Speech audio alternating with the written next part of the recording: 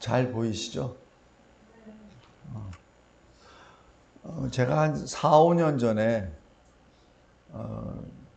무슨 뭐 발표를 하라 그래서 그 자리에 갔었습니다. 근데 그 발표하는 주 강사가 그 당시 문재인 정권이 있을 때 거기 통일부에서 연구하는 전문 연구원이 있습니다. 젊은 사람인데 이런 말을 하더라고요. 예수님이 사랑하시라고 했습니다. 그래서 한 뼘 땅을 맞으면은 이쪽 뺨도 되라고 했습니다. 그래서 김정은들 사랑은 대상입니다.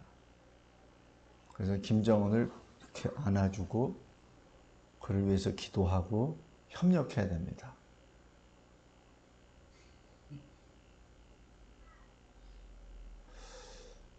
그것을 제가 여기 그 사람이 어떤 사람인지 잘 모르기 때문에 그 사람이 발표한 것을 저보고 논찬하라고 해서 그래서 그 논찬 준비를 하면서 쭉 그 사람의 그 한 행적을 쭉 봤어요. 전국을 다니면서 그렇게 강의를 했더라고. 전국을 다니면서 특별히 젊은이들, 목회자들. 그 제가 온몸이 부르르 떨리더라고요. 예수의 사랑을 자기의 정치 수단으로 쓰는 거죠. 절대 그래서는 안 됩니다. 하나님의 말씀은 내 생각을 전하는 수단으로 쓰면 절대 안 됩니다. 그거는 지옥 가운데 가장 밑으로 들어갈 죄예요. 하나님의 말씀은 그냥 그대로 전하면 됩니다. 그래서 최근에 저한테 자꾸 문의를 들어와요. 이거는 어떤 목사님이 이렇게 설교했는데 이건 맞습니까? 어떻게 됩니까? 그래서 들어보니까 하나님의 말씀은 한 절 딱 읽고 10분짜리인데 10분 내내 자기 생각을 얘기해. 그래서 내가 그 장로님한테 말은 잘합니다. 그 목사님 유명한 목사님이에요. 귀에 쏙쏙 들어오게 얘기합니다. 그 사람은 하나님의 말씀을 이용을 해서 자기 생각을 주장하고 있습니다. 어떻게 식별할 수 있죠? 하나님의 말씀을 읽고 하나님의 말씀에 대해서 설명이 얼마만큼 있는가를 확인해 보십시오. 단순히. 그러면 압니다. 근데 대부분 그런 사람들은 한 절 읽고 계속해서 딴 얘기예요. 물론 관련된 얘기인데 자기의 생각을 피력하기 위해서 거기에 맞는 세상의 모든 잡식들을 다 끌어모읍니다. 특별한 은사를 받았는지 그걸 은사라고 해야 되는지 아니면 미혹의 영을 받았다고 하는지 이런 철학자, 동양 철학자, 서양 철학자, 심지어는 저기 절에서 얘기하는 것, 그 다음에 미신이 뭐 얘기하는 것, 뭐 이 다 끌고 모아가지고 자기 생각을 다 이렇게 놓죠. 그러면 굉장히 듣기 좋습니다.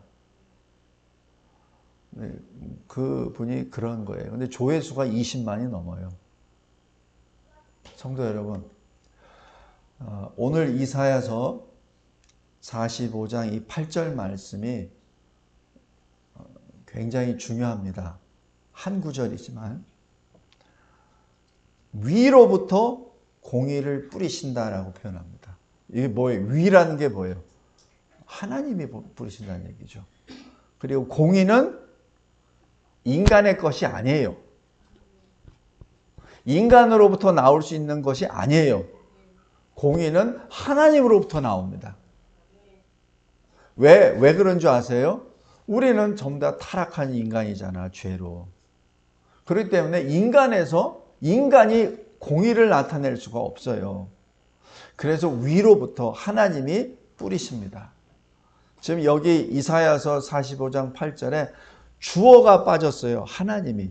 왜냐하면 그거는 전부 다 지금 바로 이 7절에 내가 누구냐 그리고 8절 마지막 부분에 여호와의 말이니라 라고 했죠. 그래서 하나님이 거기에 들어가 있는 겁니다. 하나님이 공의를 뿌리세요. 그 다음에 결과가 어떻게 되죠? 구원이 싹을 틉니다. 다시 얘기해서 구원은 공의에 의해서 구원이 나오는 것이지 알량한 인간 사랑이나 뭘 덮어주고 도와주고 뭐 이렇게 감싸주는 것으로 되는 것이 아닙니다.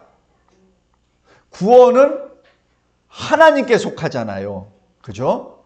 그러니까 하나님이 부어줘야죠. 그래야 구원이 나오죠. 구원이 히브리 말로 뭐죠? 예수. 그냥 히브리 말로 그냥 예슈아입니다. 그러니까 예수가 구원이에요. 그러니까 예수님이 나타나시는 것은 공의로 오신 겁니다. 공의가 오셨기 때문에 예수님이 오신 거예요. 우리 한번 확인해 보실래요? 로마서 3장 한번 펴보세요. 로마서 3장.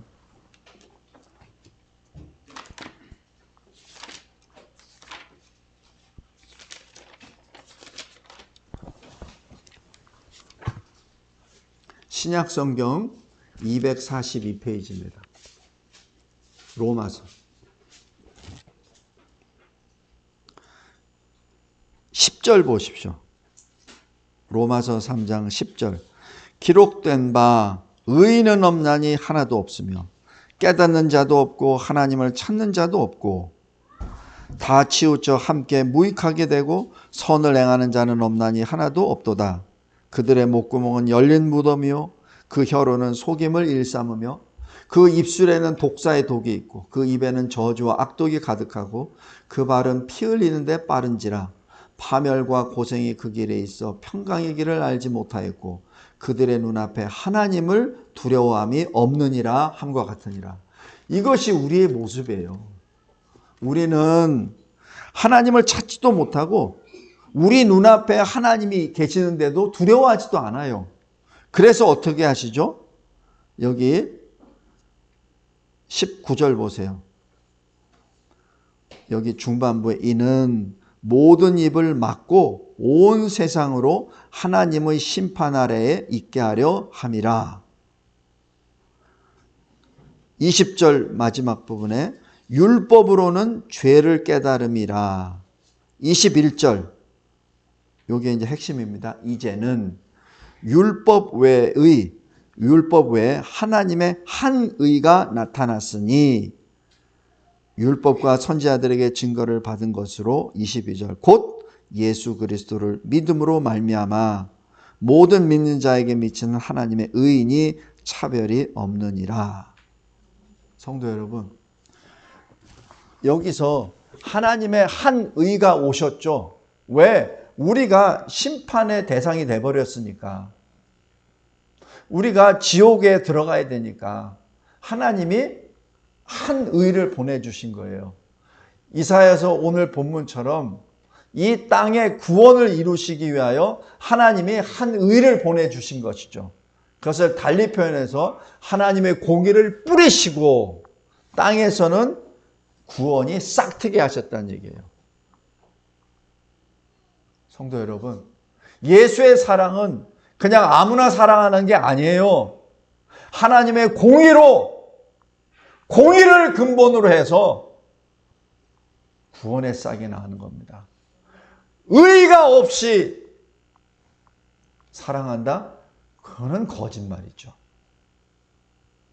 그거는 거짓말입니다. 김정은이 어떤 존재입니까? 죄송합니다. 목사가 이런 얘기해서 사람이 아닙니다.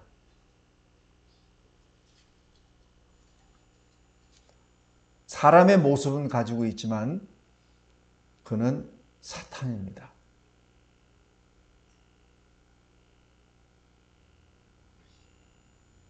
사탄이에요. 그러니까 눈 하나 깜짝 안 하고 북한에 있는 그 백성들이 처절히 굶어 죽어나가고 쓸려나 죽고 중국 땅에서 배역해서 그렇게 하는데도 눈 하나 깜짝 안 하잖아요.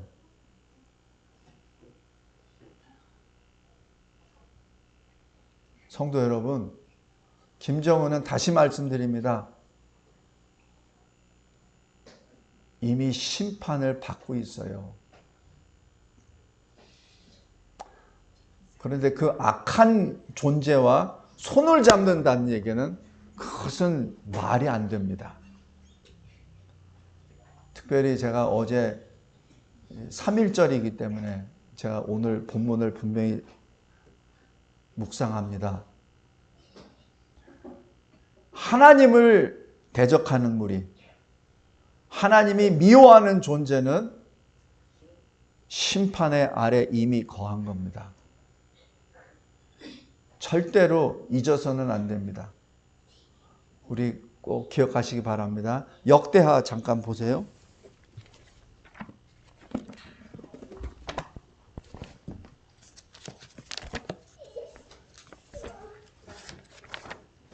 역대하 19장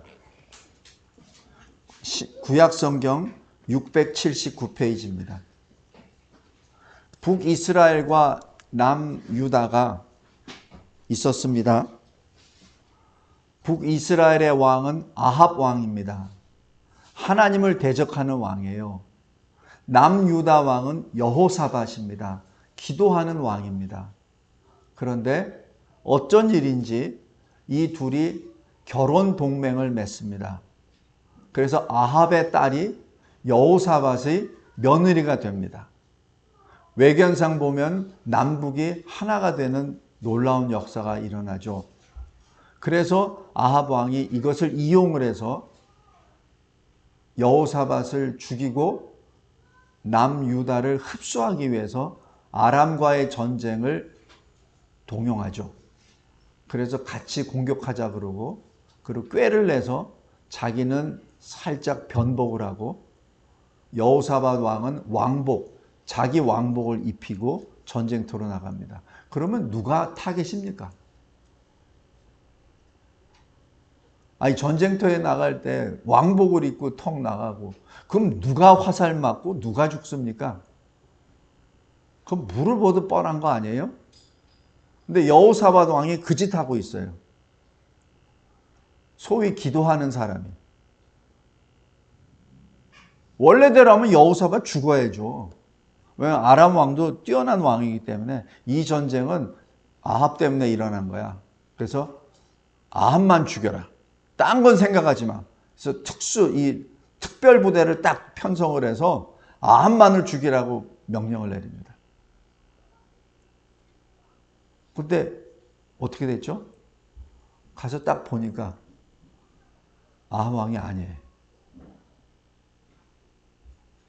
그게 하나님의 여기서 해석을 해줘요. 하나님이 보호해 주셨다. 하나님의 은혜로 여호사밧이 살아났다는 겁니다. 원래는 죽어야 돼요. 전쟁터에서 그거 뭐 언제 뭐 합니까? 그냥 보인 대로 바로 죽이는데. 그죠? 여호와의 은혜로 여호사밧 살고 자기는 변복을 해서 일반 군인 모습으로 하고 적진으로 뛰어간 아합 왕은 누가 쏜는지는 모르지만 화살에 맞아서 과다출혈로 죽습니다. 이게 뭐예요? 하나님의 역사입니다. 그리고 여기 역대하 19장에 이 여호사밧 왕이 살아서 자기 예루살렘 궁으로 돌아와요. 1절입니다. 유다 왕 여호사밧이 평안히, 평안하다는 얘기가 살아서 예루살렘에 돌아와서 그의 궁으로 들어가니라. 2절 보세요. 하나니의 아들 선견자 예후가 나가서 여호사밧 왕을 맞아 이르되 왕이 악한 자를 돕고 여호와를 미워하는 자들을 사랑하는 것이 옳으니까 그러므로 여호와께로부터 진노하심이 왕에게 임하리이다. 이것이 하나님이 여호사밧 왕에게 주시는 말씀입니다. 성도 여러분, 구원은, 사랑은 공의를 바탕으로 합니다. 공의가 없는 상태에서 주는 사랑은 그건 거짓 사랑이요, 싸구려입니다. 왜 이 시대에 교회가 자꾸자꾸 타락해가고 교회가 사회로부터 손가락질 받는지 아세요? 그 구원을, 그 사랑을 싸구려로 만들었기 때문에 그렇습니다. 그 구원은 하나님의 구원이에요. 그 사랑은 하나님의 사랑이에요. 하나님이 어떤 분이세요? 거룩의 하나님이십니다. 공의의 하나님이세요. 그 공의와 거룩을 싸구려로 취급해버리니까 세상이 그 싸구려를 전하는 교회를 싸구려로 취급해버리죠. 성도 여러분, 이사야 선지자가 하는 하나님의 말씀을 잘 기억하기 바랍니다. 그래서 이 마지막 때에는 미혹의 영이 너무 강하게 역사합니다. 그럴듯하게 말해요. 그런데 그것이 영적으로 분별을 해야 됩니다. 어떻게 분별하냐고요? 지금 하나님의 말씀을 자기 생각으로 수단으로 사용하느냐, 아니면 하나님의 말씀에 붙잡혀서 그 말씀을 증거하느냐, 그걸 봐야 됩니다. 깨어있기 바랍니다. 다시 말씀드립니다. 공의를 위로부터 하나님이 뿌리십니다. 그 결과 이 땅에서는 구원이 싹트게 되죠. 그리고 뭐가 움튼다고요? 공의가 움틉니다. 하늘의 공의가 땅에서 일어나는 것이죠. 그래서 저는 개인적으로 땅에서 일어나는 공의를 정의라고 표현을 합니다. 하늘에서 하나님이 보내주신 의를 공의라고 표현하고요. 물론 신학적으로 그렇게 정립된 것은 없습니다. 영어로 하면 righteousness, justice 해가지고 서로 홍의합니다. 혼용을 쓰죠. 그런데 저는 그렇게 구분하고 싶어요. 하나님이 주신 공의를 바탕으로 땅에서 움트는 것이 우리 인간들이 말하는 정의라고 표현합니다. 누가복음 11장 22절에 강한 자가 들어와서, 그러니까 더 강한 자가 들어와서 그 강한 자가 잡고 있는 그 집을 이겨내죠. 이게 뭐냐면 우리 인간은 항상 죽음을 두려워하고 있어요. 죽음 두려워하지 않는 사람이 어디 있습니까? 다 두려워하죠. 근데 죽음이 뭐예요? 죄의 싹시잖아요. 죄의 결과잖아요. 그러니까 죄인이기 때문에 죽음을 한 사람이 한 번 죽는 건 정한 이치라고 히브리서에 나와 있죠. 어차피 죽어요. 그런데 계속해서 이 구원받지 못한 사람은 거기에 두려워해요. 두려워하기 때문에 거기에 악한 영이 들어가 버리죠. 그래서 자꾸 그 악한 영이 그 사람을 딱 주장해 버립니다. 그래서 여기 예수님이 누가복음 11장 22절에 말한 건 이 악한 영보다 더 강한 자가 와서 그 악한 영을 굴복시킬 때 여기에 잡혀 있었던 이 사람을 빼낼 수 있다는 얘기죠. 그것이 구원의 원리입니다. 그 더 강한 자가 누구예요? 주님이시죠. 성령이시죠. 그래서 우리가 항상 이 말씀을 잘 기억해야 됩니다. 그 다음, 그래서 요한일서 3장 8절에 예수님이 왜 이 세상에 오셨습니까? 마귀의 일을 멸하려 하시려. 근데 마귀의 일을 멸하시는 게 아까 제가 했잖아요. 우리 죄인을 꽉 붙잡고 있는 게 마귀 사탄이라고요. 그 마귀의 일을 멸하시러. 근데 마귀의 일을 멸하시러 어떻게 오셨죠? 총칼을 들고 오신 것이 아니라 혈과 육으로, 히브리서 2장입니다. 혈과 육으로 우리 몸으로 오셨어요. 우리 사람의 모습으로. 그런데 어떻게 마귀의 일을 멸하셨냐고요? 죽음을 통해서. 그것이 하나님의 방법입니다. 우리 사람은 누구 강한 자를 쫓아내기 위해서 더 힘을 기르든지 아니면 무기체계를 뭘 강구하든지 하죠. 그러나 하나님은 달라요. 하나님은 예수의 죽음을 통해서 우리를 자유롭게 하신다는 얘기입니다. 그것이 하나님의 공의입니다. 하나님의 공의의 결정판이 어딘 줄 아세요? 십자가 죽으심입니다. 독생자까지도 십자가에 달려 죽으실 정도로 하나님의 공의가 엄연한 사실입니다. 하나님의 공의는 결코 어느 것과도 타협하거나 협상에 설 수 없습니다.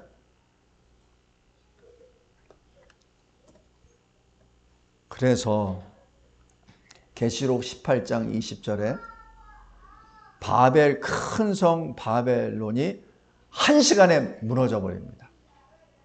그럴 때 세상 사람들은 그걸 보고 아쉬워하고 두려워하죠. 그런데 주님이 말씀하세요. 하늘아, 성도들아, 사도들아, 선지자들아, 그로 말미암아 즐거워하라. 이게 뭐예요? 악인의 심판을 즐거워하라는 얘기입니다. 왜? 하나님이 너희를 위하여 그에게 심판을 행하였습니다.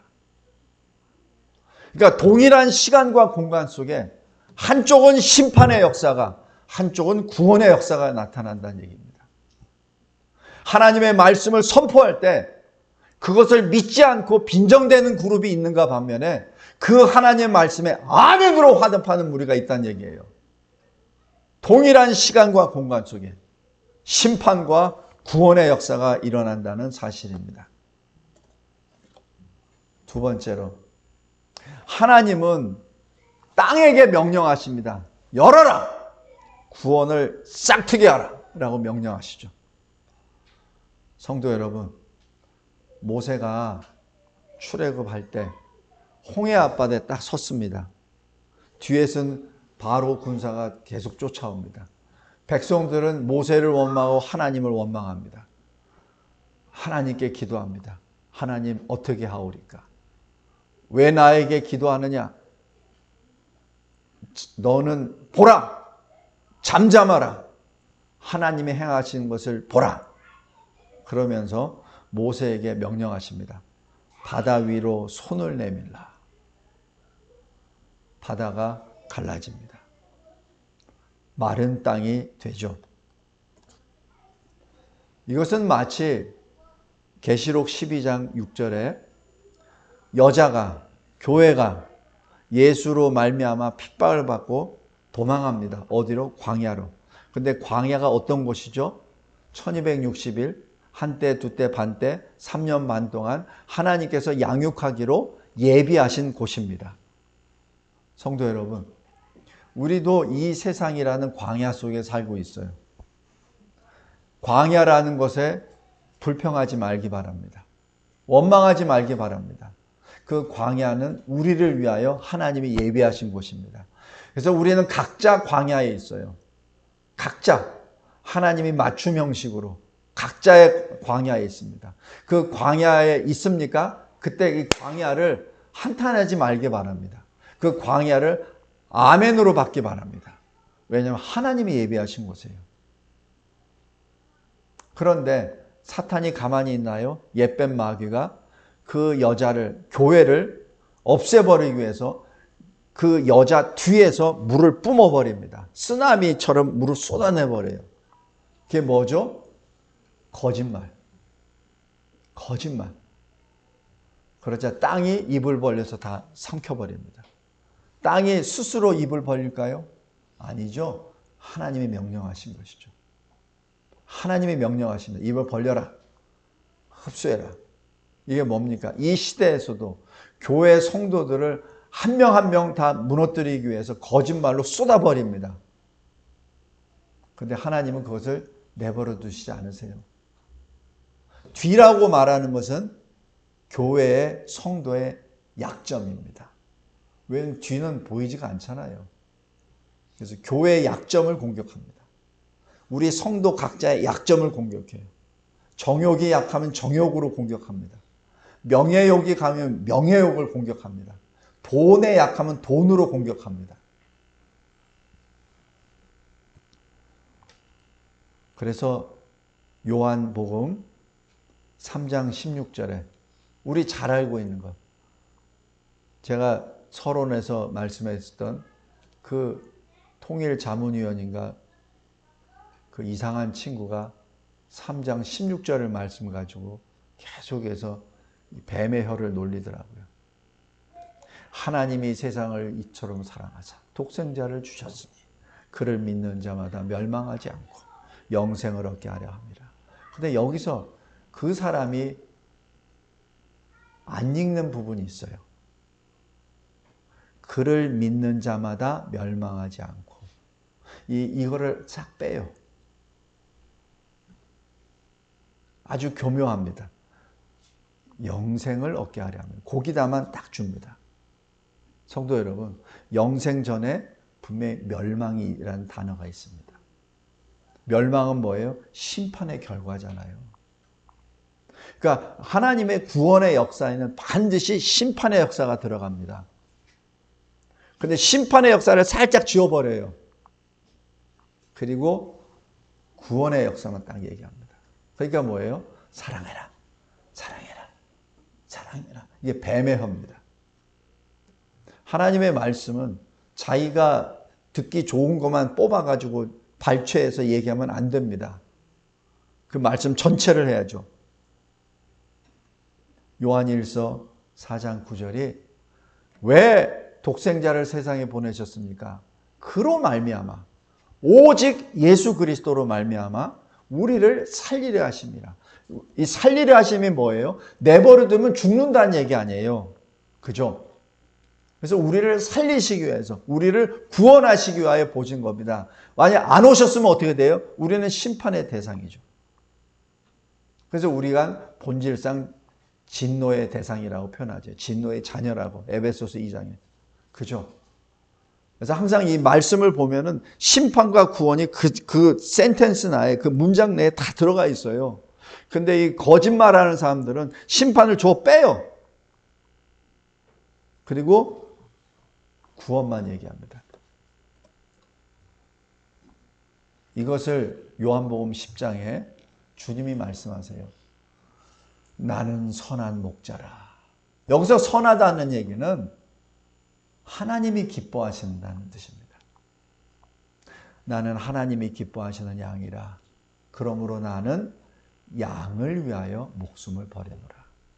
여기서도 심판과 구원이 나옵니다.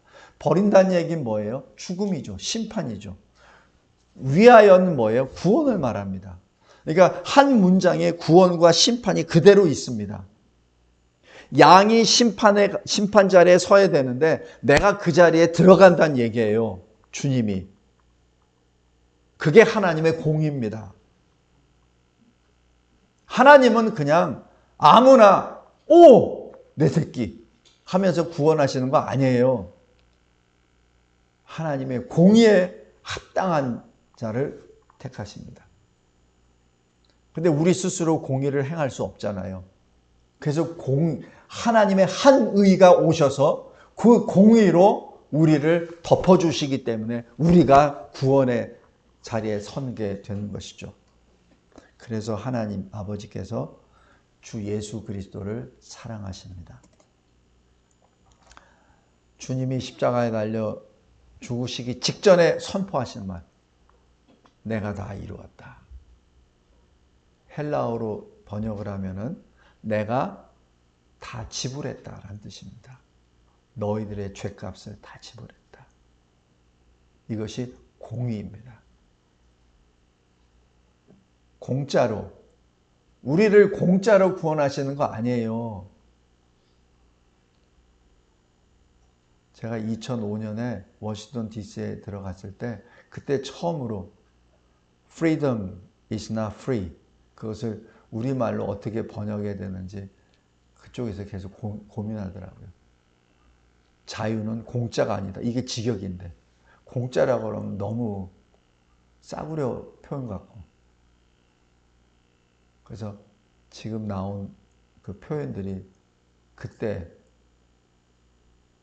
머리털 뽑으면서 나온 말 표현들입니다. Freedom is not free. 우리가 누리고 있는 자유는 공짜가 아닙니다. 예수 생명으로 우리에게 자유를 주신 겁니다. 그래서 갈라디아서 5장 1절에 예수께서 너희에게 자유를 주시려고 자유롭게 하시기 위하여 너희에게 자유를 주셨으니 그 자유를 빼앗기지 마라. 그렇게 표현하시잖아요. 마지막 세 번째입니다. 예수 그리스도께서 그 공의와 구원을 다 성취하십니다. 주님이 다 하세요. 우리가 한 게 없어요. 그래서 그것을 하나님의 은혜라고 표현합니다. 이스라엘 자손이 홍해에 갈라진 것을 들어가죠. 성도 여러분, 잘 생각해 보세요. 우리 이렇게 땅을 봐도 땅이 울퉁불퉁하잖아요. 그죠? 산도 있고 골짜기도 있고 있잖아요. 만약에 홍해 바다가 갈렸는데 그 바닥이 큰 계곡이나 알프스산 같은 그런 데에 만약에 갈라졌다고 합시다. 그럼 이스라엘 백성들이 제대로 건널 수 있을까요? 못 건너죠. 바닷속도 똑같잖아요. 바다가 이 땅이 물로 덮인 데가 바다인데, 그죠? 그러니까 하나님이 물을 가르칠 때 이스라엘 백성들이 걸어오기 좋은 평탄한 길로 열어놓으신 겁니다. 이스라엘 백성들이 여기 출애굽 15장에 보면은 이 건너올 때 힘들었다는 얘기가 없어요. 마른 땅을 건너시 그냥 건넜다죠. 평지를 가서 했다는 얘기예요. 그런데 이것도 저는 사실 이적이라고 봅니다. 홍해 바다를 건너는데 평지로 걸었다? 물이 없는 것도 이적이지만 그 바닥이 평지처럼 평평하다? 그거야말로 이적 중에 이적입니다.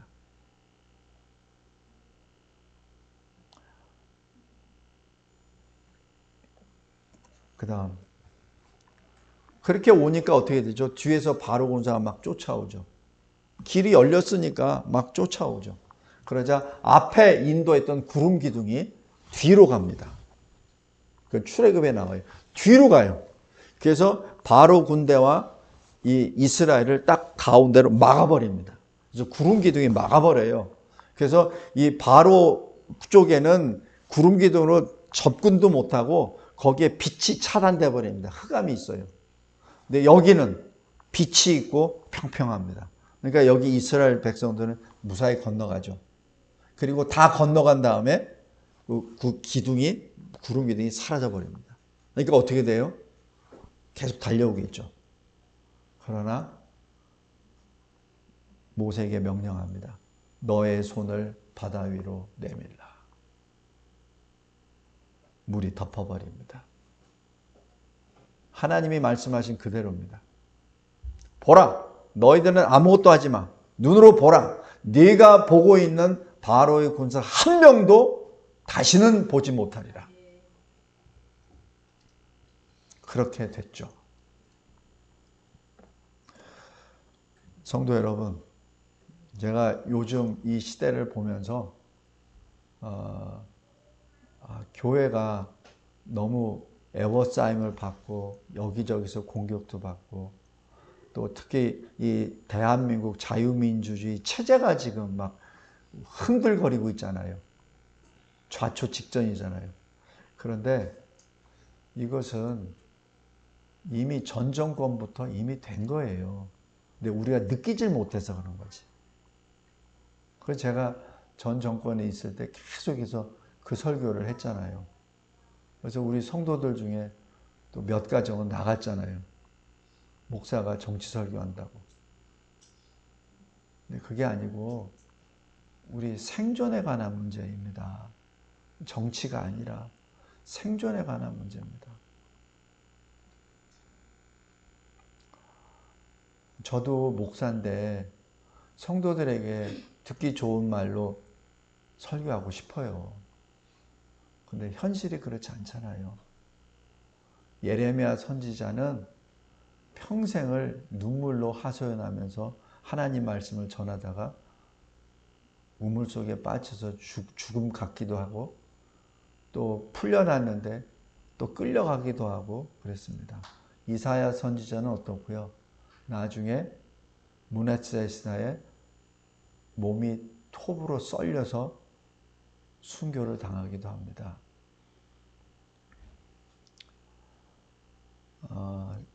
마지막 이 계시록 20장에 사탄이 모든 세상 사람들을 다 미혹해 시켜버립니다. 그래서 곡과 마곡이라는 단어가 거기 나와요. 모든 사람들 다 미혹시켜서 어디를 지금 포위하냐면은 성도들의 짐, 사랑하시는 성을 두루매 포위한다는 얘기예요. 왜? 죽이려고. 성도들의 짐, 사랑하시는 성, 바로 교회입니다. 이게 뭐예요? 끝까지 남아있는 성도들이 있다는 얘기예요. 지금 북한에 끝까지 남아있는 지하교회 성도들이 있듯이 끝까지 남아있는 성도들이 있다는 얘기예요. 저 중국에도 마찬가지예요. 우리 가끔 가다 보면 되잖아요. 중국에 있는 가정교회 중에서 핍박받아서 이 핍박 가운데 가정교회 중에 삼자교회하고 같이 이렇게 손잡은 교회들도 있어요. 어떻게 하냐고요? 제가 거기 가봤잖아요. 삼자교회도 거기 가봤고 가정교회도 가보고 제가 설교도 다 해봤어요. 근데 끝까지 믿음을 지키는 교회들이 있습니다. 십자가탑이 불타지고 성도들이 끌려가고 그거는 전에 우리 봤잖아요. 시진핑이 어떻게 하는 거 다 봤잖아요. 북한에서는 잡혀가고 그런 것도 없어요. 이미 정치범 속에 다 집어넣어 버리고 다 짐승처럼 해버리고 하기 때문에 지금 얼마나 살아있는지도 모릅니다.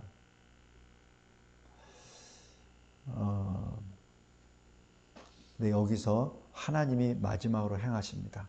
하늘에서 불이 내려와 그들을 태워버리고. 그들을 태워버린다는 얘기는 뭐냐면은 사탄의 미혹을 받아서 교회를 공격하는 그 수많은 무리들을 한순간에 없애버립니다.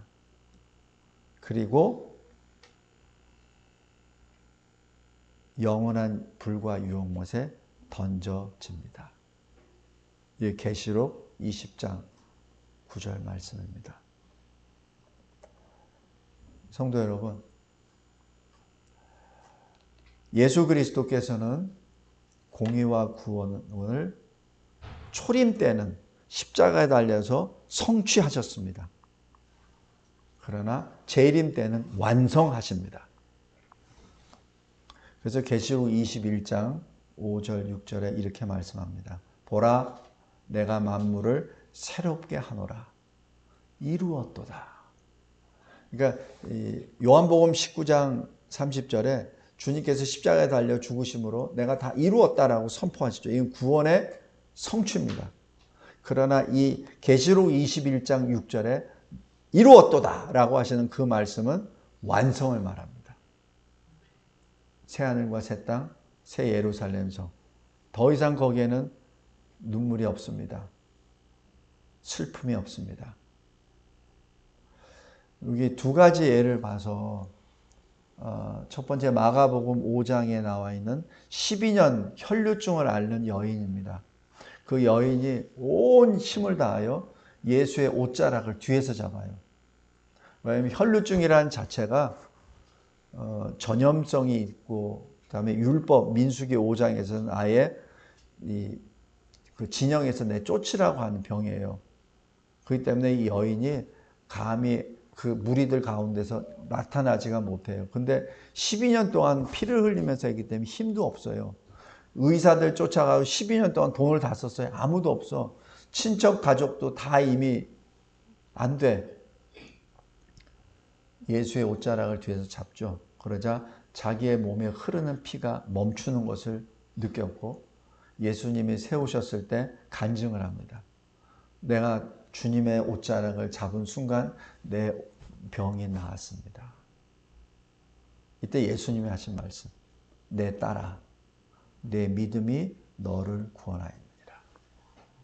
여기서 내 몸이 치유를 받았다는 얘기를 안 하세요. 구원이라는 단어를 쓰세요. 그것이 주님의 가르침입니다.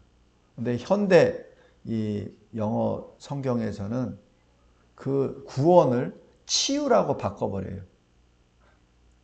그러니까 이 소테리아라는 그 헬라어 그 자체를 healed라는 단어로 써버려요. 고침을 받았다. 그건 잘못된 겁니다. 영어 성경에도 보면 healed라고 되어 있는 게 많아요. 근데 그거 아닙니다. 구원입니다. 지금 주님은 그 여인의 영혼 구원을 말씀하는 겁니다. 다음에 여기 누가복음 17장에 10명의 나병 환자가 주님이 사마리아 쪽으로 가니까 우리를 불쌍히 여기셔서 막 하죠. 그때 주님이 뭐라고 하세요? 아무 얘기도 안 하세요. 그냥 가라. 제사장들에게 보이라. 딱 그 두 마디입니다. 근데 이 사람들이 가면서 낫어요. 가면서 자기 몸이 다시 원상대로 된 거예요. 그러니까 그 중에 한 명은 돌아옵니다. 하나님께 영광을 돌리고 예수의 발 앞에 엎드립니다. 그때 주님이 하신 말씀. 네 9명도 다 낫지 않았느냐? 9명은 어디 있느냐? 우연이 아니란 얘기예요. 그 10명이 나은 것은 주님의 역사입니다. 그런데 9명은 그냥 룰루 하면서 가버렸죠. 한 명이 돌아오죠. 그때 그 한 명에게 이런 말씀하십니다. 내 믿음이 너를 구원하였느니라. 9명은 육신은 성화해졌을지 몰라도 구원은 없다는 얘기죠. 성도 여러분, 여기에 분명한 심판과 구원이 여기 있습니다. 우리도 마찬가지예요. 우리 각자의 인생 가운데서도 심판과 구원은 그 자리에 있습니다. 같은 시간대, 같은 공간대 역사합니다. 마지막 한 장입니다. 도마가 12제자 중에, 아니 가룟 유다 빼고 11명의 제자 중에 한 명이 예수 부활하신 것을 그냥 보지 못하고 현장에 못 있고 그냥 그 자리에 없었죠. 그런데 제자들이 계속 얘기하죠. 우리 주님이 부활하셨다. 우리 주님이 부활하셨다. 그러니까 도마가 내가 내 손가락으로 그 못자국에 내 손을 넣어보고 내 이 손으로 창자국에 내 손을 대지 않고는 난 못 믿겠다. 며칠 후에 부활의 주님이 도마에게 오십니다. 제자들이 다 모였을 때. 그러면서 하신 말씀, 네 손가락으로 내 못자국에 손을 대라. 네 손을 펴서 내 옆구리에 창자국에 손을 대라. 그리고 믿는 자가 되라. 그때 도마가 고백하는 것. 오 나의 주님, 나의 하나님.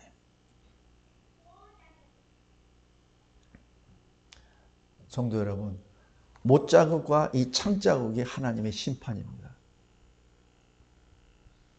그러나 주님이 살아계셨다는 것이 구원입니다. 그러니까 예수님은 심판과 구원을 그대로 한 몸으로 그대로 보여주신 것이죠. 그래서 우리 오늘 시편 19편에 있는 것처럼 하늘이 하나님의 영광을 선포한다는 것처럼 시편 8편에서도 주의 이름이 온 땅에 어찌 그리 아름다운지요. 빌립보서 2장에 모든 무릎이 예수의 이름에 꿇게 되고 모든 입으로 예수 그리스도를 주라 시인하노라. 오늘 이사야서 45장 8절 말씀이 굉장히 신학적으로 중요하고 우리 구원의 도에서도 굉장히 중요합니다. 우리가 예수 그리스도를 믿음으로 구원을 받는 것은 싸구려가 아닙니다. 하나님의 생명으로 우리를 살리신 거예요. 그것을 싸구려로 포장을 싸구려로 만들어서 이놈 저놈한테 그냥 막 하는 그런 거 아닙니다.